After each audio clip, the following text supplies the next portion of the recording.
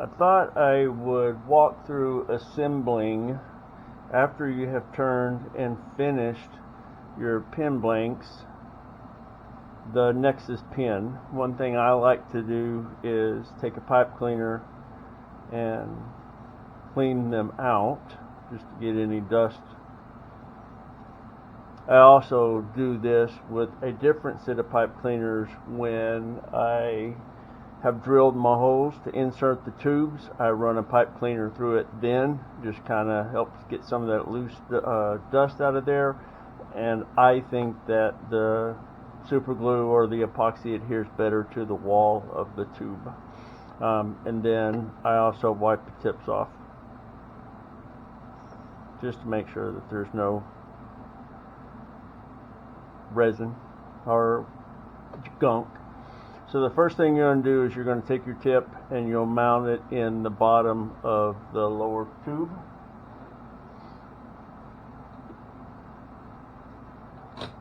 And I have a pin press that I use.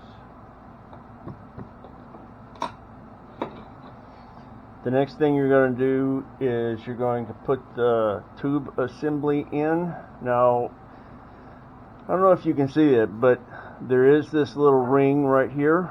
That is an estimated mark for when you're pressing it in the tube.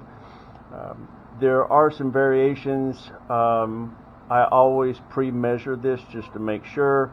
If you end up cutting your tube too short, you know, that mark is going to be different. You leave it a little long, obviously that mark. So I thread it in here.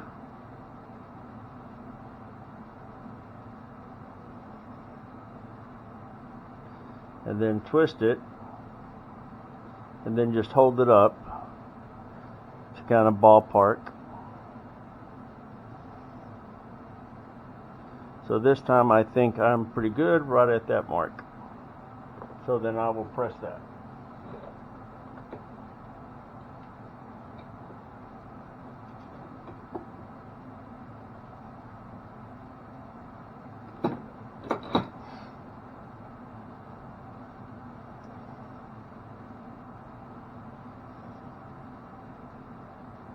That worked out. Slide that over the assembly, and then next is the clip. And what I like to do with the clip is press it on just a little to hold it in place, and then mark, you know, adjust it on the upper tube where I want to actually sit it, and then I finish. I'll show you what I mean.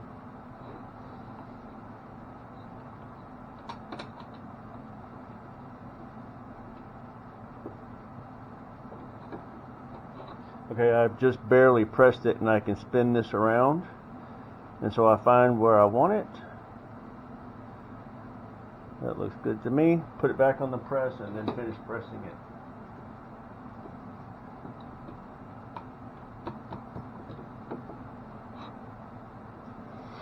And then I always mark my tubes so that I can kind of line everything back up. And I do it on the close.